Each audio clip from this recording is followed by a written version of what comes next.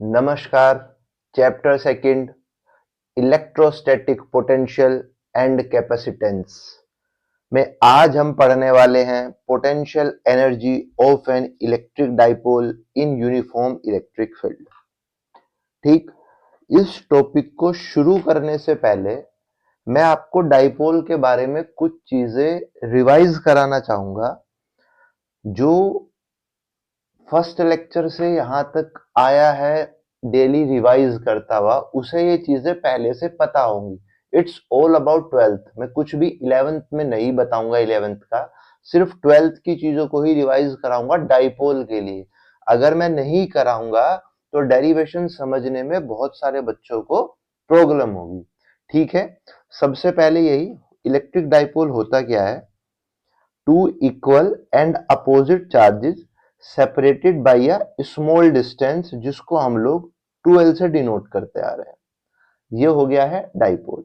Dipole का centre अगर मैं O मानूं तो दोनों तरफ L डिस्टेंस, प्लस Q की भी और माइनस Q की भी। सबसे पहला point. Second point, dipole moment क्या होता है। किसकी बात कर रहा हूं मैं? डाइपोल मोमेंट की। ये सब चीजें हम पढ़ चुके हैं। डाइपोल मोमेंट को हम P से डिनोट करते हैं और डाइपोल मोमेंट क्या होता है? Q into 2l। Q क्या है? इन दोनों चार्जेस में से कोई भी एक चार्ज और 2l इनके बीच की डिस्टेंस। ठीक, इसमें इंपॉर्टेंट क्या है डाइपोल मोमेंट की? डायरेक्शन। डाइपोल मोमेंट की जो डायरेक्शन है वो हमेशा होगी नेगेटिव से पॉजिटिव की तरफ। इसको हम P। ठीक है, कैसे होगी direction? Always negative to positive charge. Clear? Third point क्या है? देखो, ये यूनिफॉर्म इलेक्ट्रिक फील्ड है और इसमें हम लोगों ने एक डाइपोल प्लेस कर दिया है कुछ इस तरह से। ठीक, यहां पर प्लस Q चार्ज रखा है, यहां पर माइनस Q चार्ज रखा है। प्लस Q चार्ज है तो फोर्स जो लगेगा वो लगेगा हमेशा इलेक्ट्रिक फील्ड की डायरेक्शन में। ये बात हम लोग जानते हैं सब। और फॉर नेगेटिव चार्ज फोर्स लगेगा इलेक्ट्रिक फील्ड के अपोजिट डायरेक्शन। ठीक, फोर्स की वैल्यू क्या होती है? QE। Q क्या है? चार्ज। E क्या है? Electric field. तो ये बताओ, दोनों पॉइंट पर डाइपोल के चार्ज की वैल्यू सेम, इलेक्ट्रिक फील्ड की वैल्यू सेम, तो जो फोर्स काम कर रहा होगा उसकी वैल्यू भी दोनों के लिए सेम। तो जब इक्वल एंड अपोजिट फोर्स है, फोर्स इक्वल है लेकिन डायरेक्शन अपोजिट है, तो जो नेट फोर्स है वो होगा 0। तो ये चीजें हम पहले सब पढ़ चुके हैं। हमेशा डाइपोल जब भी यूनिफॉर्म इलेक्ट्रिक फील्ड में रखा जाएगा तो उस पर हमेशा जो नेट फोर्स होगा वो 0 ही होगा। तो इसका मतलब तो ये है, फोर्स 0 है तो इस पे वर्क क्या होगा? बताओ मुझे। ये तो फिर कुछ भी नहीं कर रहा होगा। लेकिन जब भी इलेक्ट्रिक डाइपोल रखा होगा यूनिफॉर्म इलेक्ट्रिक फील्ड में, कुछ इस तरह की सिचुएशन आप समझ लीजिए। ये पेन कुछ इस तरह से रखा है। ठीक है, ऐसे मान लीजिए कि ये पेन यूनिफॉर्म इलेक्ट्रिक फील्ड में डाइपोल है, तो इस पर एक फोर्स तो ऐसे काम कर रहा है और एक फोर्स इसके नीचे की तरफ काम कर रहा है जो इसको ऊपर उठाने वाला है, कुछ इस तरह से। अगर इस पे फोर्स काम करेगा तो इसकी डायरेक्शन कुछ ऐसे हो जाएगी। तो ये ना, ये फोर्स नहीं है। अगर किसी एक पॉइंट के रेफरेंस में या किसी एक पॉइंट को एक्सेस मान के फोर्स लगने पर ये पेन ऐसे घूम जा रहा है तो इट्स नॉट अ फोर्स। ये क्या है? टॉर्क। ये क्या है? टॉर्क। तो डाइपोल पर टॉर्क काम करेगा। जब इस तरफ डायरेक्शन है जैसे मैंने दिखाया, तो पेन को ये कुछ इस तरह से टॉर्क काम करेगा कि पेन इस सिचुएशन में आ जाएगा, नीचे से ऊपर की तरफ और यहां से इस तरफ। तो टॉर्क इसको कुछ इस डायरेक्शन में घुमाने की कोशिश करेगा। ये कौन सी डायरेक्शन है? क्लॉकवाइज। ठीक है, क्लॉकवाइज डायरेक्शन। क्या ये बात समझ में आ रही है? तो ये जो टॉर्क है, इसका फॉर्मूला हमने क्या पढ़ा है? इसका फॉर्मूला हमने पढ़ा है P क्रॉस E या PE sine theta, where theta angle between, ये क्या है? डाइपोल मूवमेंट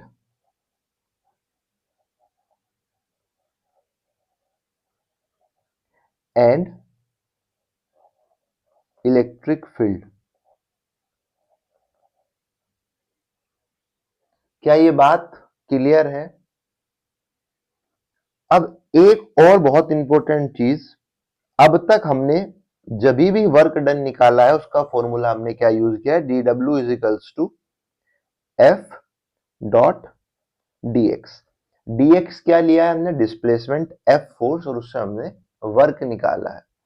लेकिन यहां पर तो f अगर मैं रखता हूं तो वो तो जीरो है, तो वर्क जीरो आ जाएगा, जैसे कि मैंने पहले भी बोला था। तो इस कंडीशन में क्या काम करेगा वर्क निकालने के लिए? टॉर्क। और डिस्प्लेसमेंट क्या हो रहा है? अगर मैं यहां पे डॉटेड लाइन से इलेक्ट्रिक फील्ड ड्रॉ कर देता हूं और ये यहां पर थीटा एंगल पे रखा हुआ है डाइपोल, मेरी बात समझो, थीटा एंगल पे रखा हुआ है, तो जब ये डाइपोल इस तरह से रोटेट करेगा तो क्या चेंज होगा? यहां पे डिस्प्लेसमेंट तो है नहीं, यहां पर क्या है? एंगुलर डिस्प्लेसमेंट, मतलब एंगल चेंज होगा। तो टो के साथ में क्या रखूंगा? D theta. इस फॉर्मूले का यूज हम पूरे डेरिवेशन में करने वाले हैं। किस फॉर्मूले की जगह पे? जो ये फॉर्मूला हम अब तक पढ़ते आए हैं। Last but the most important thing, अब तक मैंने पोटेंशियल डिफरेंस का फॉर्मूला क्या पढ़ा है? W by Q, electrostatic potential at final point minus electrostatic potential at initial point. क्या सब जगह यही पढ़ा है? वेरी फर्स्ट लेक्चर मैंने बताया था ये कैसे आया। इसको मैं रिवर्स स्टेप में लेके जा रहा हूं। ये था क्या? W by Q, potential energy at final point by Q minus potential energy at initial point by Q. यही था जिसको फर्स्ट लेक्चर इसी चैप्टर सेकंड चैप्टर का याद आ रहा हो। क्यू से क्यू कैंसिल हो जाएगा, तो वर्क का फॉर्मूला क्या होगा? Potential energy at final point minus potential energy at initial point. Clear है? पूरे सेकंड चैप्टर में हमने हर डेरिवेशन में सिर्फ वर्क को दो फॉर्मूले से निकाला और हमारा डेरिवेशन सोल्व हो गया है। सेम इसी तरह से हम यहां भी करने वाले। एक चीज और जो इससे पहले लेक्चर में मैंने बार बार बताई है, कम से कम 10 बार पढ़ाते हुए, उसको मैं यहां भी लिख दे रहा हूं क्योंकि उसकी जरूरत आपको पूरे चैप्टर में जब तक आप पोटेंशियल एनर्जी पढ़ रहे हैं पड़ेगी। पोटेंशियल एनर्जी की डेफिनेशन मैंने बताई थी। पोटेंशियल एनर्जी क्या थी? It is equal to the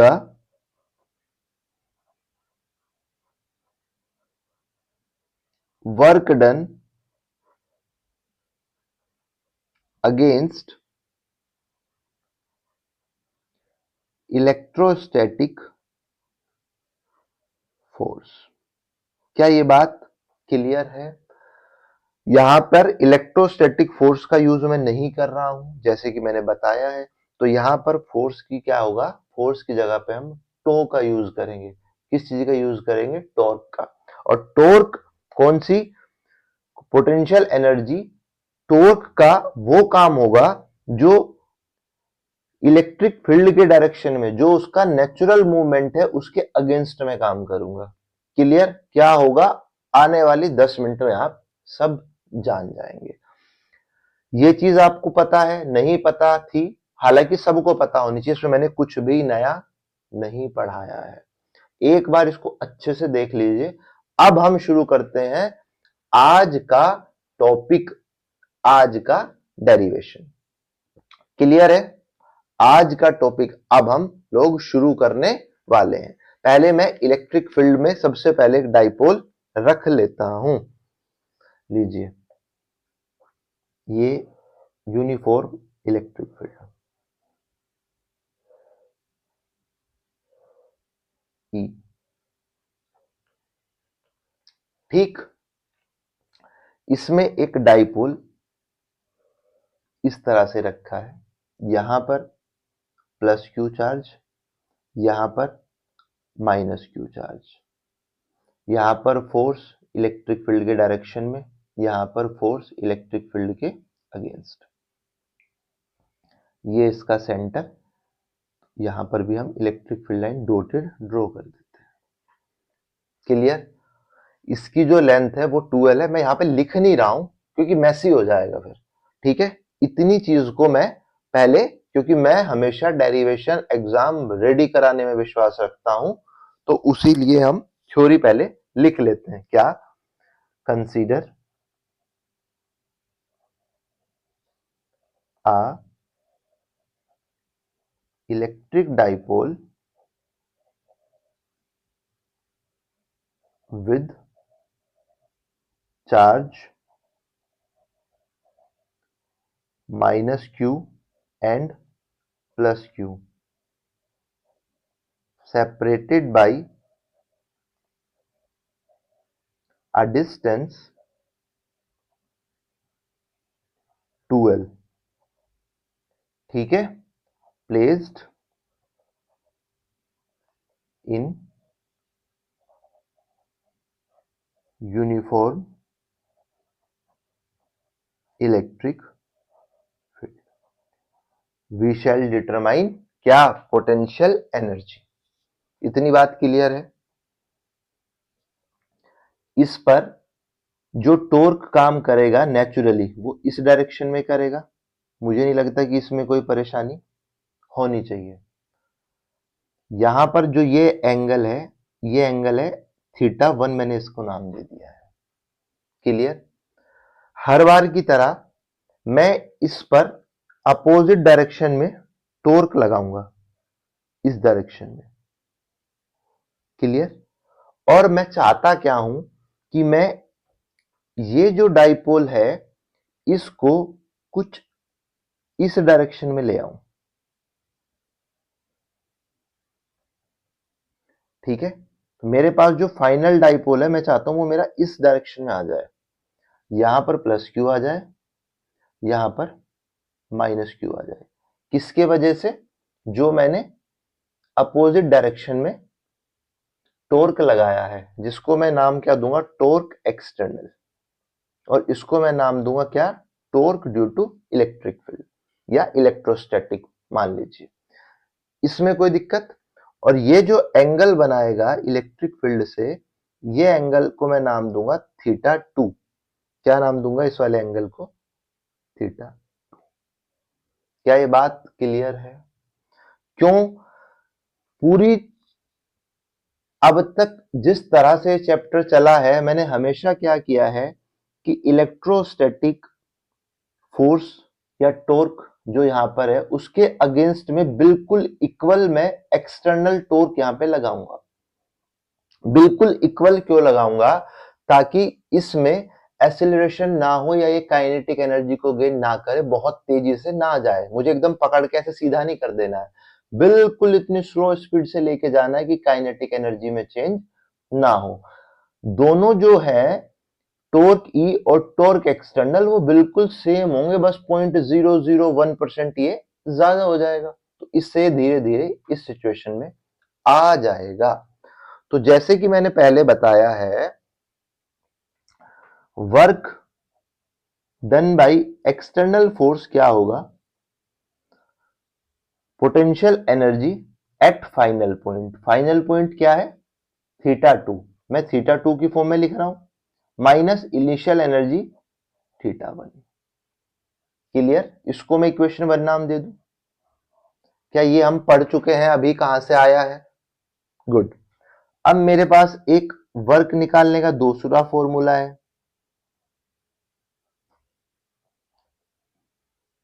torque dot D theta. Torque कौन सा यूज कर रहे हैं? एक्सटर्नल। क्या ये बात क्लियर है? डॉट को हटाऊं, कोस थीटा लगा दूं, torque external D theta cos theta.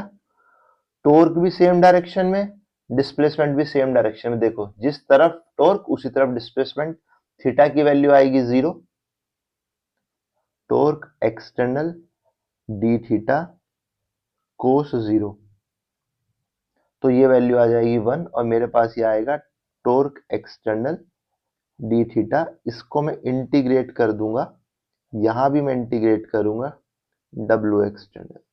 ठीक, इंटीग्रेशन कहां से कहां तक करूंगा? थीटा 1 पर था मेरा ये डाइपोल एंगल और कहां तक चला गया है? थीटा 2 तक। इसमें कोई भी परेशानी हो तो पहले मुझे ये बता दो। एकदम क्लियर है? बहुत बढ़िया। मैं यहां पर ये आ जाएगा वर्क एक्सटर्नल बराबर इंटीग्रेशन थीटा 1 से थीटा 2। टॉर्क की वैल्यू क्या होगी? PE sine theta d theta. PE मतलब डाइपोल मोमेंट। डाइपोल मोमेंट की डायरेक्शन क्या होगी? नेगेटिव से पॉजिटिव की तरफ, इस तरफ डाइपोल मोमेंट होगा। पीई बाहर आ जाएगा, इंटीग्रेशन थीटा 1 से theta 2 sine theta d theta. PE sine theta का इंटीग्रेशन क्या होता है? Minus cos theta. Limit theta 1 से थीटा 2, माइनस बाहर ले लिया है, पीई लिमिट रखी, पहले ऊपर वाली रखते हैं, cos theta 2 minus cos theta 1 external. कोई परेशानी? मैं यहां पे लिख देता हूं फ्रॉम इक्वेशन 1, एफ एक्सटर्नल की वैल्यू मैं लिख देता हूं U theta 2 minus U theta 1 की वैल्यू क्या आई? माइनस के PE cos theta 2 minus cos theta 1। ये आपका मान लीजिए एक तरह से यहीं तक आना बड़ा था। इसके बाद अब क्या किया है इन्होंने? इन्होंने कहा है कि आप एज्यूम कर लीजिए,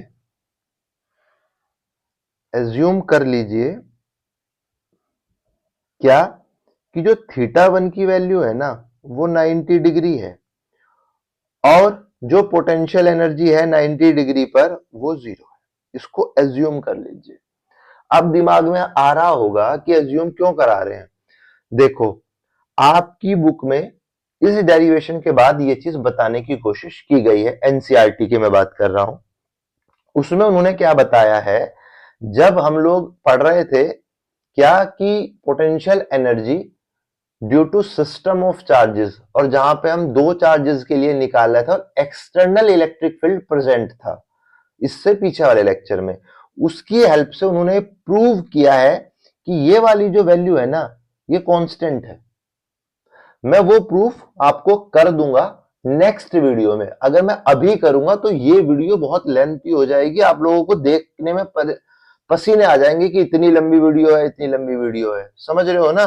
तो इस वीडियो के बाद मैं ये क्लियरिफिकेशन दूंगा अकॉर्डिंग टू एनसीईआरटी कि ये वाला जो पार्ट है जिसको मैं यहां 90 मान के उसको ऑब्सोल्यूट करना चाहता हूं, हटाना चाहता हूं। क्यों?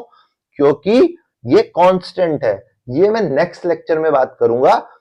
मुश्किल से 15 मिनट का लेक्चर होगा, पर वो आपके इसमें ये एज्यूम क्यों किया है वो वहीं पे क्लियर हो पाएगा। यहां पे मैं नहीं करूंगा, रीजन वीडियो बहुत ज्यादा लेंथी हो जाएगी।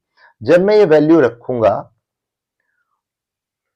u theta 2 minus u 90 degree minus के पीई कोस थीटा 2 माइनस के कोस 90। कोस 90 की वैल्यू क्या होगी? 0। और यहां पे मैंने क्या कहा है? पोटेंशियल एनर्जी एट 90 डिग्री क्या है? 0। तो मेरे पास जो फाइनल वैल्यू आई u थीटा 2 पे माइनस के पीई कोस थीटा 2। थीटा 2 क्या है? थीटा 2 क्या है? थीटा 2 है वो एंगल जहां पर आपका इलेक्ट्रिक डाइपोल अब पहुंच गया है, मतलब फाइनल। क्या मैं इसको लिख सकता हूं कि u at final point, u at final angle? बात समझ रहे हो? तो मैं u थीटा फाइनल की बात करूंगा माइनस के पीई कोस थीटा। ये आपके पास आ गया है डेरिवेशन का पॉइंट। आप इसको एक तरह से और लिख सकते हैं, u theta is equals to minus के P डॉट ई। कोई परेशानी यहां तक? अब हम इसके 3 केसेस के बारे में डिस्कस करेंगे जो हमने, जब हम इलेक्ट्रिक डाइपोल इलेक्ट्रिक फील्ड में रखा था तब भी हमने वो केसेस डिस्कस किए थे। ठीक, यहां पे मैं आपको कुछ चीजें पीछे वाली भी वापस से क्लियर करा दूंगा, लेकिन वो साथ साथ हमारा हो जाएगा। ठीक है, सबसे पहले हम लोग लेते हैं केस फर्स्ट। क्या वैल्यू आई है जो मैंने निकाली है? u थीटा की माइनस के पीई कोस थीटा, यही वैल्यू आई है। ये वैल्यू आपको याद रखनी है। अब इसकी मैं डिफरेंट डिफरेंट 3 केसेस के बारे में बात करेंगे। अगर थीटा की वैल्यू 90 डिग्री है तो, ठीक, थीटा की वैल्यू 90 डिग्री से मतलब क्या है कि मेरे पास ये यूनिफॉर्म इलेक्ट्रिक फील्ड है। ठीक है, और ये अगर डाइपोल हो, हमने प्लस ऊपर लिया है माइनस नीचे लिया है, तो यहां पर जो डाइपोल मोमेंट है उसका और इलेक्ट्रिक फील्ड के बीच का जो एंगल है वो 90 डिग्री है। ठीक, ये सिचुएशन है। इस सिचुएशन में पोटेंशियल एनर्जी क्या निकलेगी? Potential energy at 90 degree minus के पीई कोस 90। कोस 90 की वैल्यू होगी 0, तो पोटेंशियल एनर्जी आएगी 0। जब भी डाइपोल इलेक्ट्रिक फील्ड में, यूनिफॉर्म इलेक्ट्रिक फील्ड में रखा होगा तो नेट फोर्स क्या होगा? हमेशा 0। अब इलेक्ट्रिक फील्ड में जब रख रहे थे आप टॉर्क, टॉर्क की फॉर्मूला क्या है? PE sine theta. तो जब मैं साइन थीटा की वैल्यू 90 रखूंगा, पीई साइन 90, तो मेरे पास टॉर्क की वैल्यू क्या आएगी? पी। टॉर्क की वैल्यू पी, यानी कि साइन 90 की वैल्यू क्या होती है? मैक्सिमम। तो टॉर्क की वैल्यू क्या है? मैक्सिमम। और पोटेंशियल एनर्जी है 0। मतलब इस वक्त इस डाइपोल में पोटेंशियल एनर्जी तो है नहीं, लेकिन इसका जो टॉर्क है वो मैक्सिमम है। इतना मैक्सिमम है कि ये बस जबरदस्ती खड़ा है ऐसे, इसका मौका लगे तो ये due to this electric field चल देगा। कैसे होने? ऐसे होने। बात समझ में आ रही है? अब इसका सेकंड केस, केस सेकंड। अगर थीटा की वैल्यू 0 डिग्री हो, ठीक, जो मैंने बताया था कि ये कैसा होना चाहता है, ऐसे। ऐसे केस में क्या होगा? थीटा की वैल्यू 0। अब ये कह रहा है कि अच्छा अगर थीटा की वैल्यू 0 डिग्री है तो ये मेरे पास यूनिफॉर्म इलेक्ट्रिक फील्ड है, और अब डाइपोल ऐसे आ गया है। ऊपर था पॉजिटिव क्यू, तो पॉजिटिव क्यू इधर आ गया है, माइनस क्यू इधर आ गया है। इनके बीच का एंगल अब क्या हो गया है? थीटा 0। ठीक, तो अब जब मैं पोटेंशियल एनर्जी निकालूंगा u एट 0 डिग्री पर, वो क्या आएगी? माइनस के पीई कोस 0। तो u एट 0 डिग्री माइनस के पीई, ये क्या है? कोस 0 की वैल्यू क्या होती है? 1, जो कि मैक्सिमम वैल्यू है। और अगर मैं मैक्सिमम वैल्यू के सामने माइनस लगा दूंगा तो वो वैल्यू क्या हो जाएगी? मिनिमम। मतलब इस केस में मिनिमम पोटेंशियल एनर्जी है इस डाइपोल के पास, मतलब ये जितना कम इसके पास हो सकती है ना उतनी है, आखिरी सांस ले रही है इसकी पोटेंशियल एनर्जी। ठीक, और सेम एफ नेट इसके लिए भी जीरो होगा, जैसा कि हम बता चुके हैं हमेशा जीरो होगा। थर्ड पॉइंट, इसके लिए टॉर्क पीई साइन जीरो, तो टॉर्क की वैल्यू क्या होगी, जीरो। साइन जीरो की वैल्यू क्या होती है, जीरो। अब मुझे बताओ, इसका टॉर्क है जीरो, इसके पास जो पोटेंशियल एनर्जी है वो है जीरो, तो ये जो कंडीशन है ना, इस कंडीशन को मैं बोलता हूं क्या, इक्विलिब्रियम। ठीक, क्या बोलता हूं, इक्विलिब्रियम।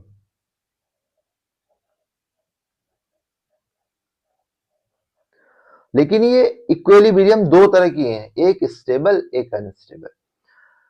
अब ना मैं इससे, ये जैसे रखा हुआ है, मैं आऊं और इसको ऐसे हाथ मार दूं तो ये वापस से यहीं आ जाएगा।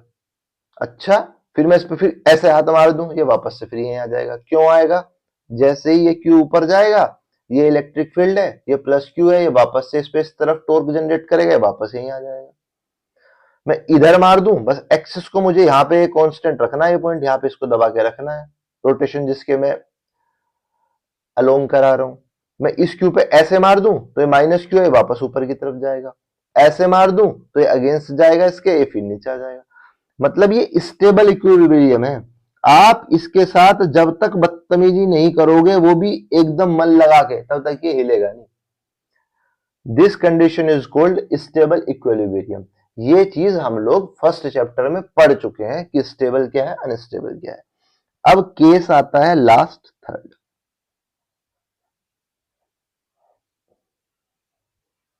ठीक, अगर थीटा की वैल्यू 180 डिग्री है, अब जो मेरे पास यूनिफॉर्म इलेक्ट्रिक फील्ड है वो कुछ इस तरह का है। जब 180 आएगी तो अब मेरे पास इधर आ जाएगा माइनस क्यू और इधर आ जाएगा प्लस क्यू, तो ये जो एंगल मुझे मिल रहा है ना, इलेक्ट्रिक फील्ड भी इसी के बिल्कुल कुछ इसी तरह से इलेक्ट्रिक फील्ड भी जारी होगी। ये इलेक्ट्रिक फील्ड हो तो एंगल यहां पे है 180 डिग्री। ठीक, अगर मैं 180 एंगल लिखूं, पोटेंशियल एनर्जी एट 180, तो माइनस के पीई कोस 180। कोस 180 की वैल्यू क्या होती है, -1, तो क्या आएगी, पोटेंशियल एनर्जी पीई, मतलब मैक्सिमम। ये मैक्सिमम पोटेंशियल एनर्जी है इसके पास इस टाइम, मतलब ये भरा बैठा है एकदम, तुम छेड़ो तो मैं तुम्हें बताऊं। सेकंड चीज, एफ नेट इसका भी जीरो ही होगा।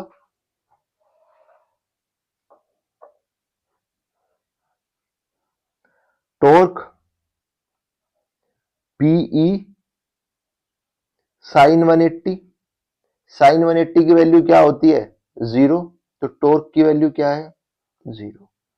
अब इसमें टॉर्क नहीं है, मतलब ये खुद नहीं चलेगा भाई, तुम्हें बदतमीजी तो करनी पड़ेगी, लेकिन इसमें पोटेंशियल एनर्जी भरपूर है। ये भी इक्विलिब्रियम में है, जब तक आप इससे बदतमीजी नहीं करोगे हिलेगा नहीं, ऐसे ही रखा रहेगा जब तक आप इसे छेड़ोगे नहीं। तो ये वाली जो कंडीशन है, ये भी इक्विलिब्रियम की कंडीशन। ठीक, लेकिन जैसे वहां इसके साथ छेड़छाड़ कर रहे थे, इसे एक बार ऐसे करके देख लेना यार। जैसे ही इस पे हाथ लगाओगे, प्लस क्यू यहां आएगा, ये जो इलेक्ट्रिक फील्ड है ना, ये इसको यहां नहीं लेके आएगी, पोटेंशियल एनर्जी इसके पास मैक्सिमम है, और आपने इसको हल्का सा हिलाया, जैसे ही आप हिलाओगे तो बहुत रफ्तार से जो है यूनिफॉर्म इलेक्ट्रिक फील्ड है ना, ये इसको अपने साथ ले जाएगा और इस कंडीशन में ले आएगा। आप यहां से हिलाओगे तो ये इसको अपने साथ ले जाएगा, इस कंडीशन में ले आएगा। इक्विलिब्रियम तो है, लेकिन तभी तक है जब तक आप इसको छेड़ नहीं रहे हो। जैसे ही आपने इसके साथ बदतमीजी करी तो ये वापस से स्टेबल इक्विलिब्रियम में पहुंचने की कोशिश करेगा। तो इस इक्विलिब्रियम को हम लोग क्या कहते हैं, अनस्टेबल इक्विलिब्रियम। क्या ये बात क्लियर है? अगर एग्जाम में आता है तो हमको यही लिखना है। क्लियर? कहां से, ये सिर्फ समझाने के लिए था, यहां से हमें शुरू करना है, स्टार्ट पॉइंट ये है, क्लियर है? और कहां तक? यहां तक। समझ में आपको आ गया होगा। यहां की ये एक छोटा सा आता है कि ये जो अजम्पशन आपने ली है ये क्यों ली है, ये मैं नेक्स्ट वीडियो में आपको समझाने की कोशिश करूंगा एज पर एनसीईआरटी। क्लियर है? आज तक के लिए इतना ही। अगर आपको लेक्चर पसंद आया हो तो अपने दोस्तों के साथ शेयर कीजिए, वीडियो को लाइक कीजिए और चैनल को सब्सक्राइब कीजिए, ताकि मुझे भी लगे कि हाँ यार, मैं अगर मेहनत कर रहा हूं तो मेरी मेहनत आप तक पहुंच रही है। मैं कोशिश कर रहा हूं अपनी तरफ से बेस्ट, और मेरा विश्वास भी है कि आपको बहुत अच्छे से समझ में आ रहा होगा। ठीक है, पढ़िए। तब तक मिलते हैं हम लोग नेक्स्ट लेक्चर में। नमस्कार।